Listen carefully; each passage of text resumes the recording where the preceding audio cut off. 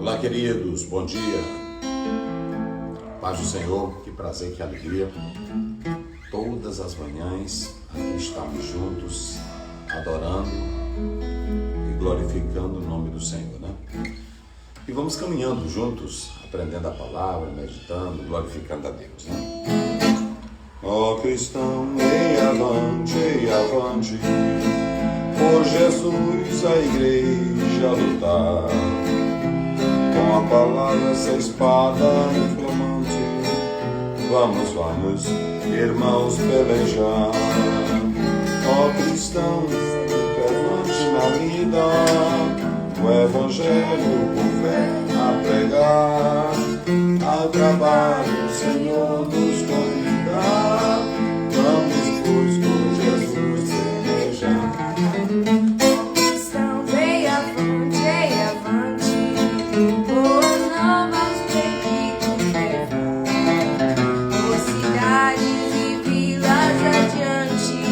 Salvação vamos nós proclamar. Ó cristão, sempre avante na vida, o evangelho com fé a pregar. Ao trabalho o Senhor nos convida, vamos, pois, com Jesus pelejar. Ó cristãos, ei avante, pois a aurora já vem nos raiar.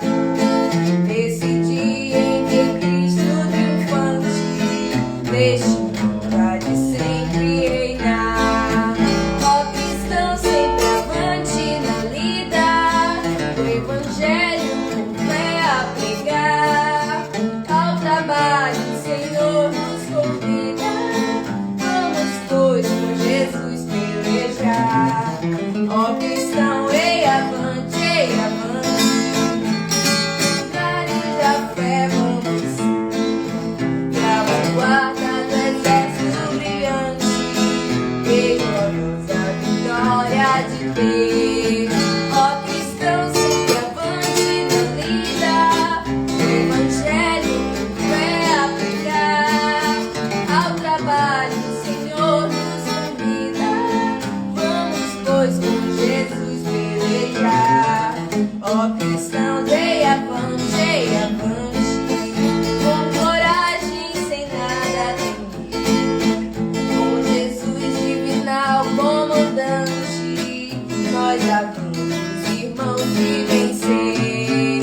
Ó cristão, sempre avante na lida, o evangelho com fé a pregar. Ao trabalho o Senhor nos convida, vamos, pois, com Jesus pelejar. Glória a Deus. Hoje nós vamos finalizar o verso 9 do capítulo 10 de Levítico, né? É a nossa reflexão. Vamos lá, Levítico. Vinho ou bebida forte, tu e teus filhos contigo não bebereis, quando entrardes na tenda da congregação, para que não morrais. Estatuto perpétuo será isso entre as vossas gerações. Muito bem. Queridos, hoje nós vamos finalizar com essa parte. Nós colocamos aqui o vinho no aspecto bíblico e teológico.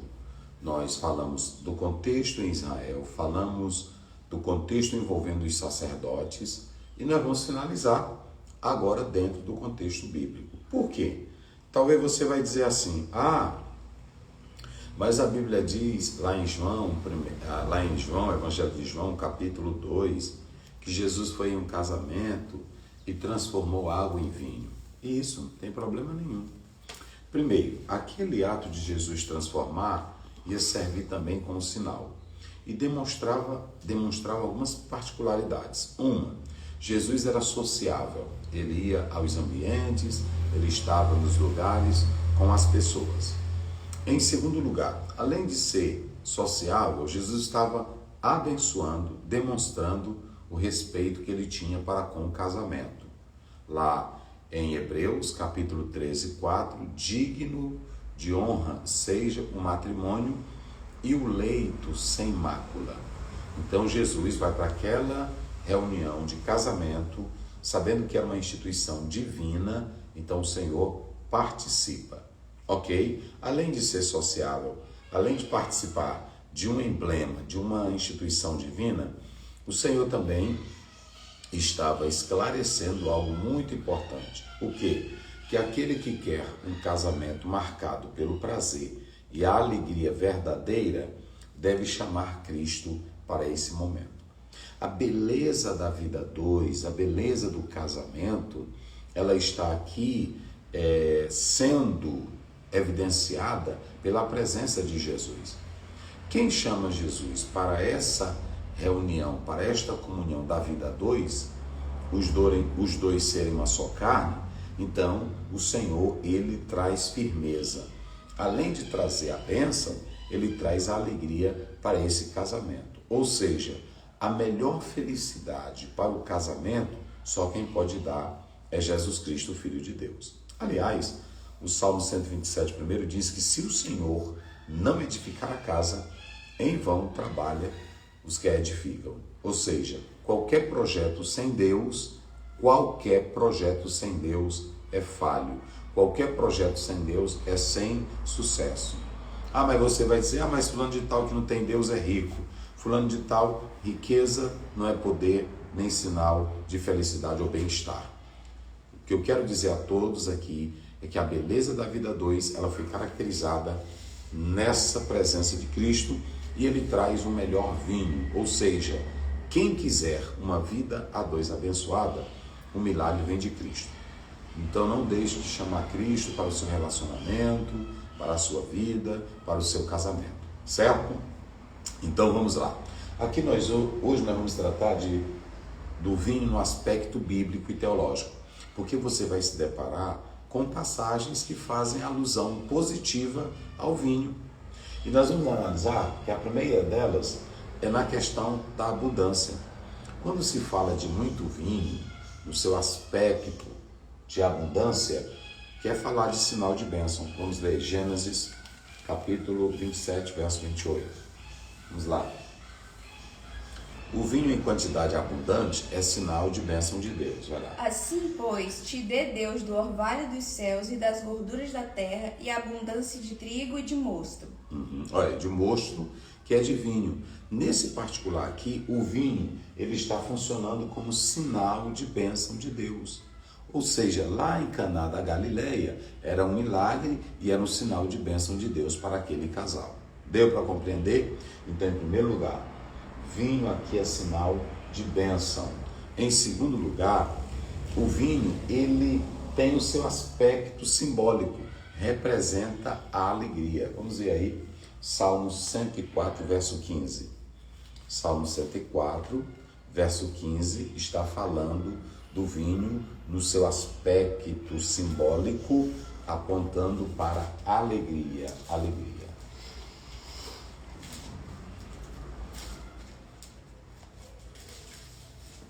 (104) 15. E o vinho que alegra o seu coração, ele faz reluzir o seu rosto com o azeite e o pão, que fortalece o seu coração. Isso, vocês sabem que eu falei aqui que o vinho tinha pouco poder alcoólico, não era injetado, era da própria fermentação que vinha, e o vinho fazia parte da dieta, da bebida constante das refeições dos judeus. Era algo normal. Eles não bebiam ali para se embriagarem, eles não bebiam ali para ficarem fora de si, perderem o controle emocional, nada disso. Era algo que fazia parte da dieta comum de um judeu. É como uma família que tem o costume de, após as refeições, comer um abacaxi, beber um suco de laranja ou comer uma laranja. Era assim.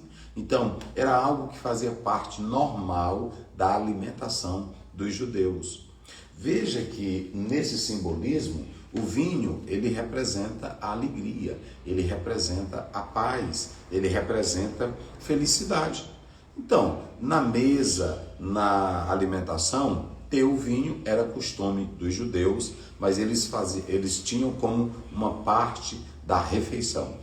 Aí o vinho entra como símbolo da alegria. Vamos ver aí também Provérbios 31, 17. É claro que tudo isso mostra para nós que Deus quer que vivamos felizes, né? Nós falamos aqui que há pecados com o corpo e há pecado no corpo. Há pecado com o corpo. Uma pessoa que, por exemplo, tem o pecado da gula, ela traz prejuízo para o seu próprio corpo. Agora, o pecado da prostituição, do adultério, já afeta o próprio corpo na questão espiritual e moral.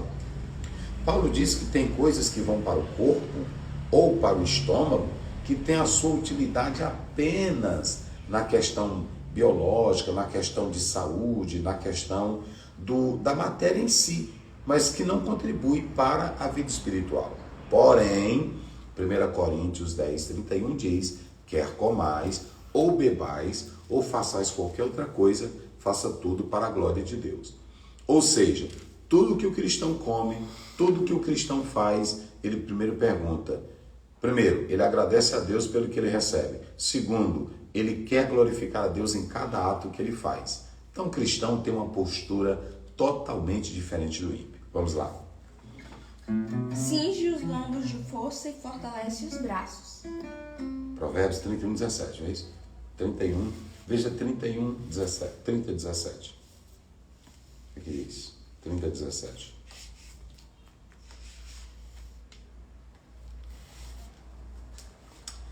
Muito bem, deixa eu ver aqui.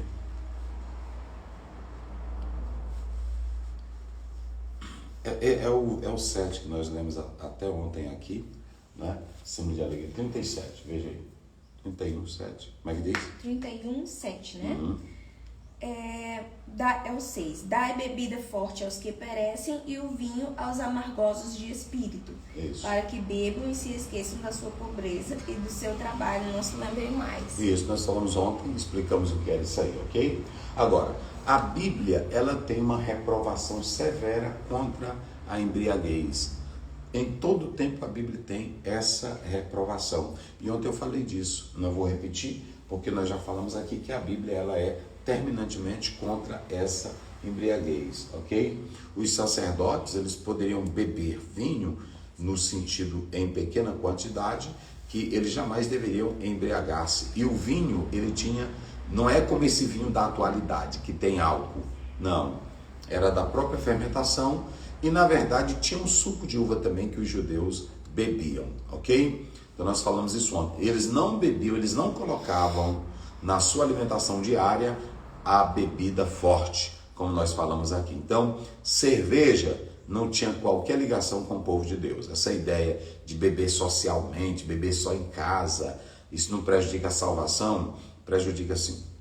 Quer comais ou bebais, faça qualquer coisa para a glória de Deus, ok?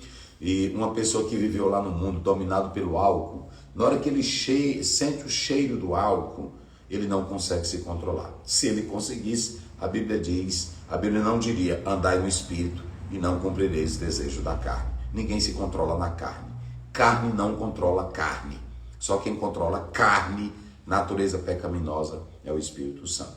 E para finalizar, nós temos dois modelos que tem gente aí que gosta de dizer na internet.